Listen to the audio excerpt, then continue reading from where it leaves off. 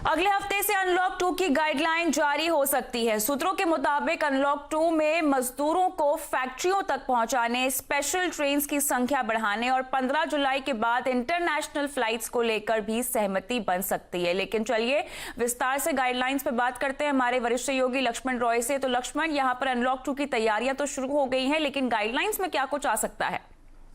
देखिए, जो गाइडलाइन आने की संभावना है, जो सूत्र बता रहे हैं गृह मंत्रालय की तरफ से, वो ये कि गाइडलाइंस को अंतिम रूप दिया जा रहा है। इस पे चर्चा हो रही है गृह मंत्रालय, प्रधानमंत्री कार्यालय और स्वास्थ्य मंत्रालय के बीच।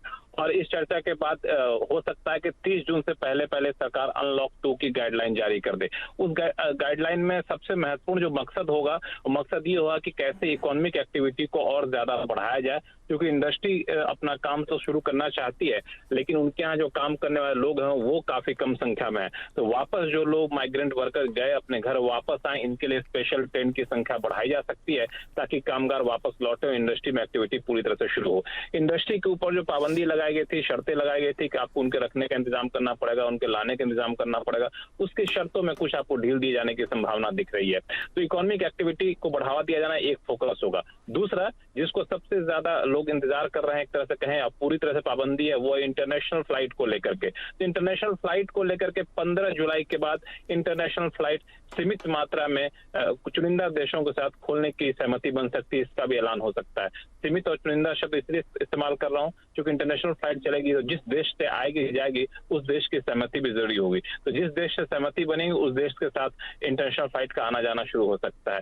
तीसरी चीज जो सब कोई जानना चाहता है कि मेट्रो का क्या होगा, ऐसे पब्लिक ट्रांसपोर्ट का क्या होगा, तो मुझे लगता है कि पूरी तरह से खोलने की संभावना कम है। कुछ शर्तों के साथ सीमित मात्रा में मेट्रो जैसी सुविधाएं शुरू की जा सकती है, लेकिन शिक्षण संस्थान, स्कूल, कॉलेज, धार्मिक समारोह, सार्वजनिक समारोह, इन सब चीजों पर पाबंदी अगले अनलॉक 2 में भी जारी रह सकती है। ऑलराइट, तो यहाँ पर हमारी नजर होगी अगले हफ्ते अनलॉक 2 की गाइडलाइंस पे। शुक्रिया तमाम डिटेल्स हमें देने के लिए लक्ष्मण।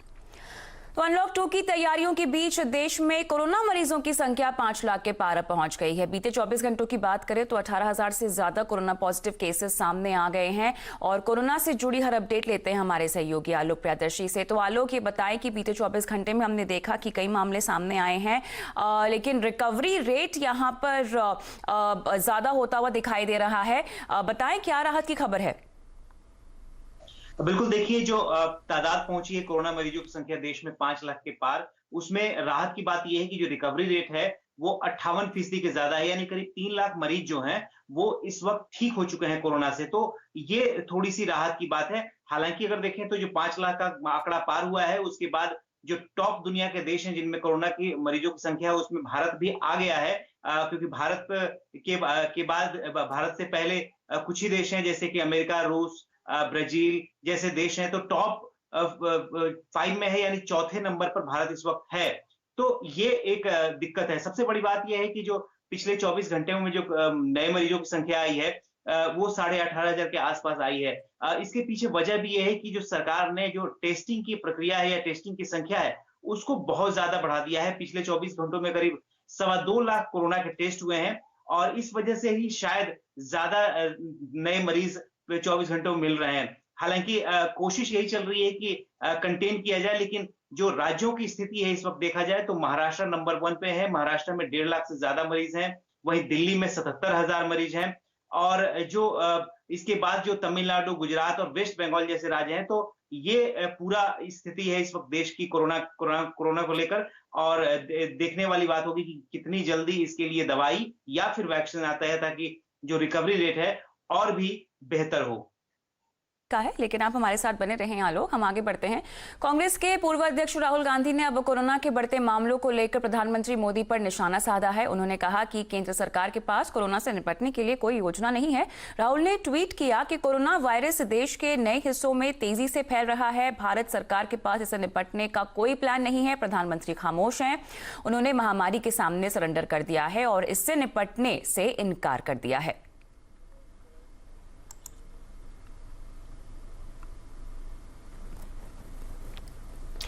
एलएसी पर भारत और चीन के बीच तनाव बढ़ता जा रहा है। चीन में भारतीय राजदूत विक्रम मिस्त्री ने साफ कहा है कि जब चीन एलएसी पर अपने स्ट्रक्चर बनाना बंद करेगा तब तक शांति संभव नहीं है। लेकिन चलिए इस पर तमाम डिटेल्स लेते हैं। हमारे सहयोगी असीम मनचंदा हमारे साथ जुड़े हुए हैं। तो असीम, ये बताएं कि जिस तरह से भारत चीन में तनाव बढ़ रहा है, अब इसमें नया मोड़ क्या है? जी, सही कहा आपने। तनाव जो है लगातार बढ़ता ही जा रहा है। कई दौर की बातचीत जो है दोनों देशों के बीच में हो चुकी है, लेकिन अभी तक वो बातचीत जो है नतीजा रही है। अब वहां पर युद्ध के हालात जो है बनने लगे हैं। सेना जो है पहले से अलर्ट पर है। काफी ज्यादा वहां पर मूवमेंट जो है वो बढ़ गई है। वहां पर करीबन जो हम सूत्रों के हवाले से जानकारी मिल रही है, करीबन 45,000 सैनिक जो है वहां पर भेजे जा रहे हैं। लेकिन इस बीच जो भारतीय राजदूत है विक्रम मिस्त्री चीन में, उन्होंने साफ कर दिया कि अगर जब तक चीन जो है अपने स्ट्रक्चर वहां पर बनाना जो है बंद नहीं करेगा, तब तक शांति जो है वो संभव नहीं है। उन्होंने कहा कि चीन जो है कई इलाकों पर अपनी जिद जो है वो छोड़ने के लिए तैयार नहीं है। हालांकि भारत ने इनके सारे झूठे दावों को जो है वो खारिज कर दिया। खासतौर पर उन्होंने ये जो विक्रम मिस्त्री उन्होंने कहा कि जब तक चीन इन इलाकों के ऊपर अपनी जिद जो है वो नहीं छोड़ेगा और जो गलवान वैली के अंदर जो परमानेंट स्ट्रक्चर बनाने की तैयारी कर रहा है उनको नहीं छोड़ेगा, तब तक वहां पर फेस ऑफ जो है वो रहेगा, स्टैंड ऑफ जो है बना रहेगा। अभी फिलहाल स्टैंड ऑफ जो है वो लगातार बना हुआ है। बातचीत का एक दौर जो है वो आगे होगा, लेकिन देखिए कहाँ पर ये बातचीत जो है वो पहुंचती है, क्योंकि भारत जो है हमेशा से ही चाहता है कि शांति पूर्वक बातचीत से इसका हल जो है निकाला जाए, लेकिन चीन जो है अभी भी अपनी जिद छोड़ने के लिए तैयार नहीं। बिल्कुल असीम, शुक्रिया तमाम डिटेल्स के लिए।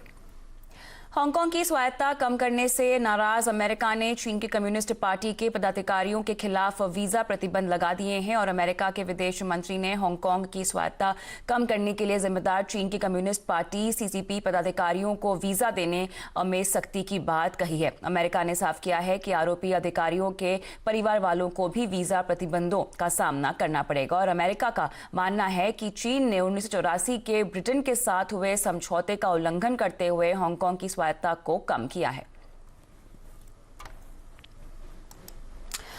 आगे बढ़ते हैं, बात करते हैं कोऑपरेटिव बैंकों की। कोऑपरेटिव बैंक के ग्राहकों को भी 5 लाख का इंश्योरेंस कवर मिलेगा, जिससे घोटाला या बैंक डूबने की स्थिति में उनका पैसा सुरक्षित रहेगा। सभी कोऑपरेटिव बैंक अब आरबीआई की निगरानी में काम करेंगे। इतना ही नहीं, राष्ट्रपति ने बैंकिंग रेगुलेशन अध्यादेश को मंजूरी भी यहां दे दी है। लेकिन चलिए विस्तार से इस पर अपडेट लेते हैं। सहयोगी आलोक प्रियदर्शी हमारे साथ जुड़े हुए हैं। तो आलोक, ग्राहकों के लिए साफ तौर से राहत की खबर है, डिटेल्स दें। बिल्कुल, देखिए जो कोऑपरेटिव बैंक्स हैं उनके ग्राहकों की बहुत दिक्कत रहती थी और पिछले दिनों आपने देखा होगा कि जो पीएमसी बैंक में घोटाला हुआ उसके बाद से तमाम जितने भी ग्राहक थे वो सड़क पर थे और सरकार से लगातार मांग कर रहे थे कि उनके पैसे वापस लौटाए जाए। तो इन्हीं सारी समस्याओं के मद्देनजर अब सरकार ने फैसला किया, पिछले ही इसी हफ्ते जो कैबिनेट की मीटिंग हुई थी उसमें सरकार ने फैसला किया कि जितने भी कोऑपरेटिव बैंक होंगे, चाहे वो मल्टी स्टेट कोऑपरेटिव होंगे, वो तमाम आरबीआई की निगरानी में आ जाएंगे। इसके लिए सरकार ने बैंकिंग रेगुलेशन एक्ट में बदलाव के लिए अध्यादेश लाया और उस अध्यादेश को राष्ट्रपति ने मंजूरी दे दी है। तो इसका मतलब ये साफ हो गया कि जिस तरह से शेड्यूल्ड बैंकों में जो ग्राहक होते हैं उनकी जो जमा पूंजी होती है वो 5 लाख तक सुरक्षित रहती है, उसी की तरह अब कोऑपरेटिव बैंकों में भी जितने भी ग्राहक होंगे उनकी जमा पूंजी 5 लाख रुपए तक सुरक्षित रहेगी, क्योंकि सरकार ने इसी साल फरवरी में जो सरकार ने बदलाव किया था और मौजूदा जो 1 लाख रुपए की सुरक्षा कवर था उसको बढ़ाकर 5 लाख रुपए कर दिया था। तो अब सभी कोऑपरेटिव बैंक के ग्राहकों को भी इस 5 लाख रुपए का सेफ्टी कवर मिलेगा। तो अब ये एक बड़ा बदलाव है। सरकार का मानना है कि अब आरबीआई की निगरानी में लगातार जब कोऑपरेटिव बैंक रहेंगे तो वहां पर गड़बड़ी की चांसेस कम रहेंगे और साथ ही साथ उनका रेगुलेशन और मैनेजमेंट बेहतर तरीके से हो सकेगा। तो ये एक बड़ा कदम है कोऑपरेटिव क्षेत्र के लिहाज से।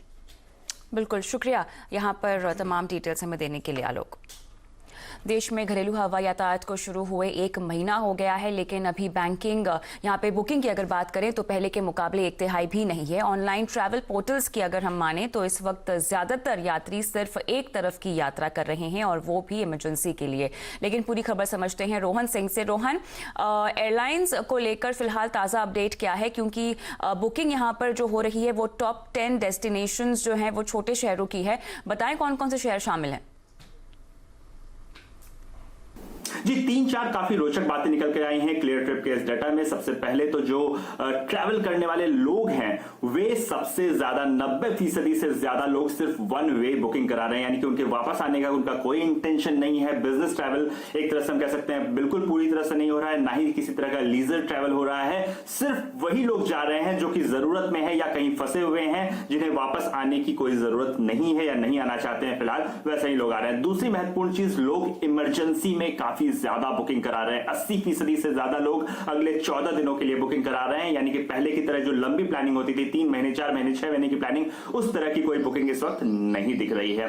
तीसरी चीज, जो डेस्टिनेशंस हैं उसमें काफी बदलाव है। अगर टॉप सेक्टर्स की बात करें तो लॉकडाउन से पहले जो टॉप सेक्टर्स हुआ करते थे, दिल्ली मुंबई सबसे ज्यादा बिजी सेक्टर हुआ करता था, उसके बाद दिल्ली बेंगलोर का नंबर आता था। अगर अभी की बात करें, पिछले 1 महीने की बात करें, तो सबसे ज्यादा जो लोग ट्रैवल करना चाहते हैं दिल्ली पटना सेक्टर में सबसे ज्यादा लोग ट्रैवल करना चाहते हैं। मुंबई वाराणसी भी अच्छी खासी वहां पे भी डिमांड है, हालांकि उसके बाद दिल्ली मुंबई और दिल्ली बेंगलोर का नंबर जरूर आता है। लेकिन इसके अलावा टॉप 10 की बात करें तो पुणे नई दिल्ली बेंगलुरु पटना जैसे सेक्टर्स भी टॉप 10 में अपनी जगह बना रहे हैं। अब टॉप डेस्टिनेशंस की बात करें, यानी कि वे डेस्टिनेशन जहां सबसे ज्यादा लोग ट्रैवल कर रहे हैं, तो पहले नई दिल्ली नंबर 1 पे था, अभी भी नंबर 1 पे नई दिल्ली ही है। दूसरे नंबर पर कोलकाता था, अब मुंबई था, माफ कीजिएगा, इस बार कोलकाता है। लॉकडाउन के बाद की बात करें तो बेंगलुरु तीसरे नंबर पर बना हुआ है, पटना ने जगह ले ली है हैदराबाद की चौथे नंबर पर, और चेन्नई 5वें नंबर पर हुआ करता था उस वक्त। अब जो है वहां हैदराबाद इस नंबर पे आ चुका है। तो छोटे शहर टियर 2 टियर 3 जो शहर है वहां लोग जाना चाहते हैं, और इसलिए ये जो ट्रेंड है ये इसमें रिफ्लेक्ट हो रहा है। शुक्रिया रोहन तमाम डिटेल्स के लिए। और कोरोना के बाद क्या है एमएसएमई सेक्टर का रिकवरी प्लान, बताएंगे आपको पूरा अपडेट इस छोटे से ब्रेक के बाद।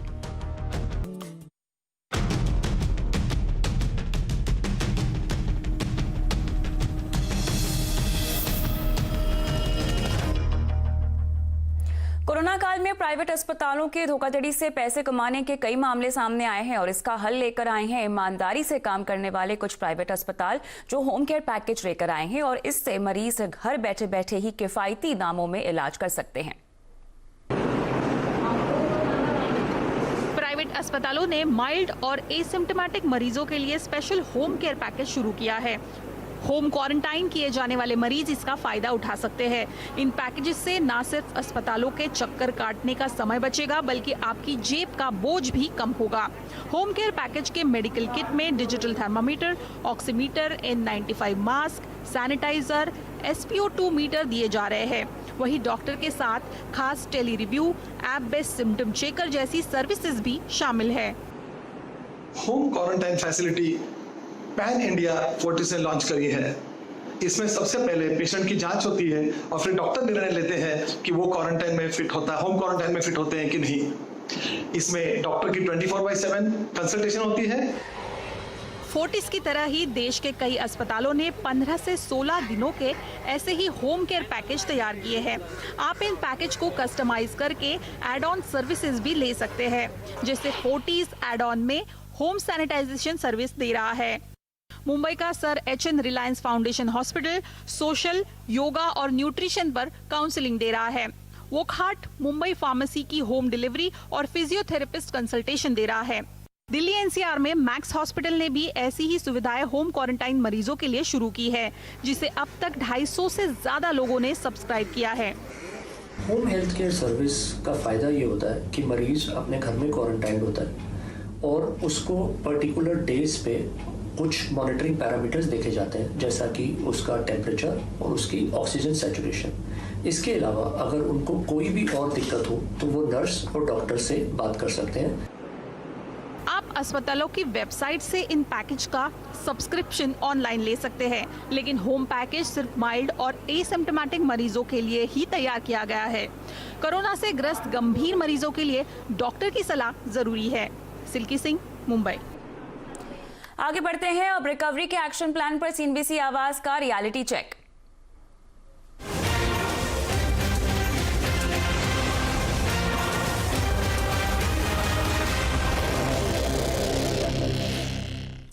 होम डेकोर और फर्निशिंग से जुड़े एमएसएमई एक्सपोर्टर्स को उम्मीद की यहां पर किरण उनके लिए नजर आने लगी है। हालांकि कोरोना की वजह से मार्च से एक्सपोर्ट ऑर्डर में करीब 40 से 60% गिरावट दर्ज की गई थी, लेकिन अब एक बार फिर से ऑर्डर्स मिलने शुरू हो गए हैं। अनलॉक 1 में मर्केंडाइज एक्सपोर्टर्स के क्या हालात हैं, इस पर देखिए आलोक प्रियदर्शी की ये खास रिपोर्ट। प्रधानमंत्री मोदी के इस आह्वान पर कि जान भी जरूरी है और जहान भी, एमएसएमई यूनिट्स ने धीरे धीरे अपना काम शुरू कर दिया है, लेकिन उन्हें काफ़ी मुश्किलें आ रही हैं। इस वक्त नोएडा के एक हम एक्सपोर्ट यूनिट में हैं, जहां पर हैंडीक्राफ्ट और होम फर्निशिंग के आइटम्स का एक्सपोर्ट होता है। इनके ऑनर है mister CP Sharma ji. CP Sharma ji, ये जानना चाहेंगे कि लॉकडाउन में सब चीज़ें बंद रहीं, अब जब दोबारा शुरुआत हुई है तो क्या दिक्कतें आप लोगों के सामने आ रही हैं? हमारा सारा काम विदेशों से रिलेटेड है और हमारा एक्सपो मार्ट में शोरूम है, और इसके अलावा हम लोग क्योंकि बाहर से ही ऑर्डर आते हैं, बाहर से ऑर्डर अभी फ़िलहाल नहीं आ रहे हैं क्योंकि अभी बाहर भी सब इफेक्टेड हैं लोग, और धीरे धीरे हमारी कॉरेस्पॉन्डेंस हो रही है क्योंकि ऑर्डर्स हमारे काफ़ी बंद हो गए थे, बीच में होल्ड हो गए थे, वो धीरे धीरे रिवाइव हो रहे हैं। जहाँ तक फंडिंग की बात है, सरकार की तरफ से क्रेडिट लाइन भी दी गई थी, इमरजेंसी क्रेडिट लाइन, उसका क्या बेनिफिट आप लोगों को मिल रहा है? क्या बैंकों को आपने अप्रोच किया? क्या बैंक आपको पैसा दे पा रहे हैं जितना उनको जितनी आपकी रिक्वायरमेंट? देखिए, हमारी पैकिंग क्रेडिट और बिल डिस्काउंटिंग की फैसिलिटी हम लेते हैं एक्सपोर्ट बैंक से, वो हमारी 20% बढ़ रही है। धन्यवाद है मोदी जी का, सरकार ने काफ़ी कुछ एक्सपोर्टरों के लिए किया है। पहले भी सरकार एक्सपोर्टर्स के लिए पॉजिटिव थी, लेकिन जो अभी डोमेस्टिक समस्याएं अभी हमारी बहुत हैं, जैसे लेबर नहीं है, स्टाफ नहीं है, लोग आ नहीं रहे हैं, 10% लोगों के साथ अभी हम काम कर पा रहे हैं। और सबसे ज़्यादा समस्या है हमें कि कुछ इनकम टैक्स में हमें पहले फ्री 3 साल का जो पीरियड था उसमें हमें कुछ कंसेशन थी, वो कंसेशन मिलनी चाहिए अभी। और बिजली के बिल कम से कम 3 महीने के माफ़ हो जाएं। जो फिक्स चार्जेस हैं, लोड चार्जेस जिससे बोलते हैं, लोड चार्जेस में बिजली विभाग का कोई घाटा नहीं है। यूनिट चार्ज तो हम देते ही हैं, लोड चार्ज हमें 3 महीने का फिक्स देना पड़ रहा है। Glass and metal based Indian handicraft items और होम फर्निशिंग की दुनिया भर में भारी मांग है, लेकिन कोरोना संकट के चलते मर्केंडाइज एक्सपोर्ट के करीब 40 से 60% तक ऑर्डर कैंसिल हो चुके हैं। पिछले साल के मुकाबले अप्रैल महीने में ओवरऑल एक्सपोर्ट में करीब 60% की गिरावट दर्ज हुई है। वहीं मई के महीने में 36% एक्सपोर्ट गिर गया है। इसका असर न सिर्फ पूरे सेक्टर पर पड़ा है, बल्कि इस सेक्टर से जुड़े देश के दूर दराज के इलाकों में बसे कारीगरों पर भी हुआ है। जो समस्याएं अभी एक्सपोर्टर फेस कर रहे हैं, उसमें से सबसे पहली समस्या है अवेलेबिलिटी ऑफ लेबर। लेबर की अवेलेबिलिटी इम्प्रूव तो ज़रूर हुई है, लेकिन अभी भी 70 to 80% के आसपास ही है। आत्मनिर्भर भारत पैकेज के तहत सरकार ने 2 ऐलान किए हैं। उसका फायदा एक्सपोर्टर्स को मिल रहा है। एक्सपोर्टर्स का कहना है कि हमें चीन से मुकाबला करना है, लेकिन चीन की सरकार न सिर्फ WTO के नियमों का खुलेआम उल्लंघन करती है, बल्कि चोरी छिपे अपने मैन्युफैक्चरर्स को भारी सब्सिडी भी देती है, जिससे वो बड़ी तादाद में डंपिंग करते हैं। ऐसे में सरकार हमारा साथ दे तो हम चीन को भी पछाड़ सकते हैं। जो छोटी मोटी चीज़ें हैं, अगर इन चीज़ों पर सरकार ध्यान दे तो ज़्यादा उनके लिए बेनिफिशियल होगा, उनके लिए काम धंधा करना ज़्यादा आसान होगा। और रही बात आत्मनिर्भर भारत बनने की और चाइना से मुकाबला करने की, तो वो सब कुछ हो सकता है, बशर्ते जो सरकार की तरफ से जो नीतियां हैं, जो पैकेजेज अनाउंसमेंट हैं, वो सिर्फ अनाउंसमेंट ही बनकर ना रह जाए, वो ज़मीन पर भी उतरें और लोगों को जो फाइनेंशियल असिस्टेंस की बात की जा रही है, जो जिस तरह की भी राहत की बात की जा रही है, वो उनके पास पहुँचे। तभी जाकर ये तमाम चीज़ें जो इंडस्ट्री और एमएसएमई यूनिट को एक तरह से बहुत बड़ी राहत मिल सकती है। जब दोबारा अनलॉक 1 में दोबारा से काम शुरू हो रहा है, तो ये तमाम चीज़ें इंडस्ट्री का इस वक्त डिमांड है। कैमरामैन हृदय पात्रा के साथ आलोक प्रियदर्शी, CNBC आवाज़, नोएडा। चीनी उत्पादों के खिलाफ लड़ाई तेज होती जा रही है। गुजरात के मोरबी शहर के करीब 150 मैन्युफैक्चरर्स चीन के खिलाफ लड़ने के लिए तैयार हैं। प्लास्टिक, इलेक्ट्रिकल गुड्स और अन्य पार्ट्स के उत्पादन के लिए कैसी है मोरबी के मैन्युफैक्चरर्स की तैयारी, बता रहे हैं मनीष देसाई। वैसे तो गुजरात का मोरबी सिरेमिक की मैन्युफैक्चरिंग के लिए देश भर में अव्वल है, लेकिन यहाँ घड़ियों के साथ प्लास्टिक गुड्स और इलेक्ट्रिकल प्रोडक्ट्स की करीब 300 से ज़्यादा कंपनियां हैं। इसमें से 150 कंपनियों ने चीन से इंपोर्ट होने वाले कच्चे माल के खिलाफ लड़ाई छेड़ दी है और मोरबी में ही ऐसे प्रोडक्ट्स का निर्माण करने का फैसला किया है। कम से कम 25,000 के आसपास की लेबर है पूरा इंडस्ट्री का, मोरबी का, और पूरा इंफ्रास्ट्रक्चर भी हमारे पास है, पूरा बिल्डिंग मशीनरी जो भी है प्लास्टिक के हिसाब से, या तो कोई भी चीज़ टेक्निकल या तो कोई भी चीज़ है तो वहाँ बना सकते हैं हम लोग। हमारी रोज़मर्रा ज़िंदगी की ज़्यादातर चीज़ें चीन से इंपोर्ट होती हैं, लेकिन ख़ास तौर से वाइट गुड्स में कोई तोड़ नहीं है।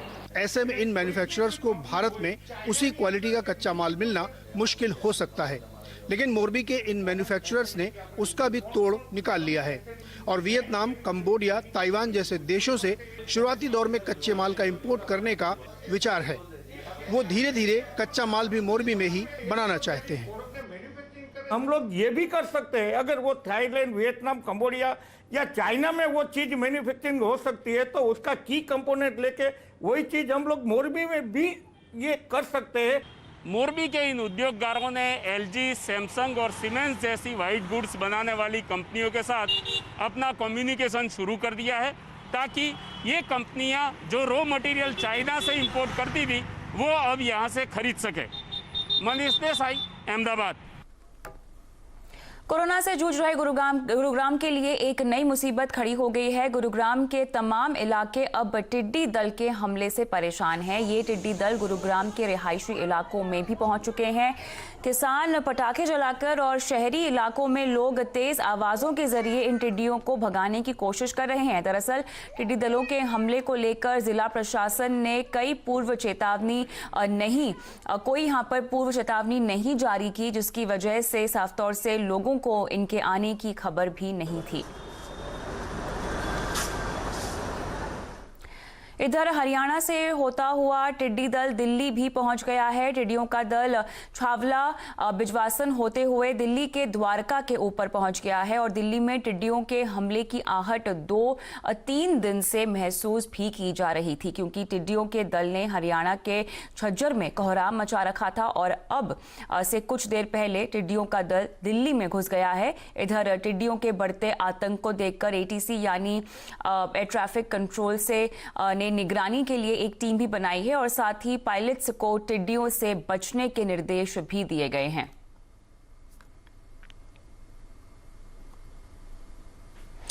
इस संकट के वक्त तेज और सटीक जानकारी बहुत जरूरी है। मनी कंट्रोल प्रो आपका वो भरोसेमंद साथी है जो आपको आगे रखता है। मार्केट के डेटा के साथ साथ आपको यहाँ निवेश के जबरदस्त आइडियाज मिलते हैं, वो भी रोजाना महज ₹1 में।